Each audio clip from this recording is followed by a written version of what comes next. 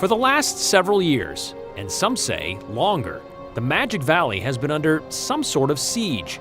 I would describe it as something similar to a sonic boom. There's an audible boom and then it shakes. It's like this weird vibration. Yeah, the vibration. From Buell to Burley, these booms have been best described as a bunch of audible It just sounds like boom and then like and feelable. It's more like this is the best sound I can give you, which is my hands moving. That's kind of what it seems like. It just sensations. Chelsea Skroback has only lived in Twin Falls for 2 years. I just thought it was Twin Falls, right? It just boomed. That was how it was. During her short time here, Chelsea says she's heard and felt the phenomenon about 30 times, always coming in a rash of resonance. It got really frequent for about 2 to 3 weeks, and then it's just died off again. I haven't heard it in a while. Chelsea noticed the last one happening on November 13th. It's just a vibration and a boom. She's also noticed she's not the only one noticing. And it's been popping up on my Facebook, like, what was that sound? And I'm like, you guys are behind. I've been hearing this for almost 2 years now.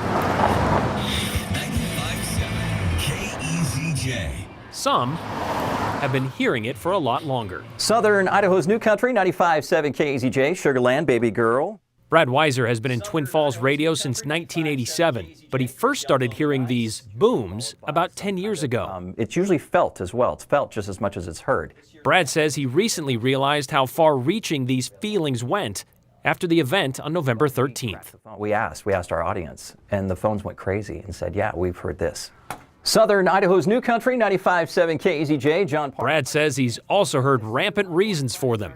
And while everything from construction to weather to earthquakes have been debunked, that doesn't stop the speculations. We hear the whole gambit of stuff, from the kind of outrageous to, UFO conspiracies to maybe possibly a more reasonable explanation. A more reasonable explanation. I assume it's the Flyboys doing stuff. Have many people pointing fingers at Mountain Home Air Force Base and the nearby Sailor Creek bombing range, a mere 45 miles to the west.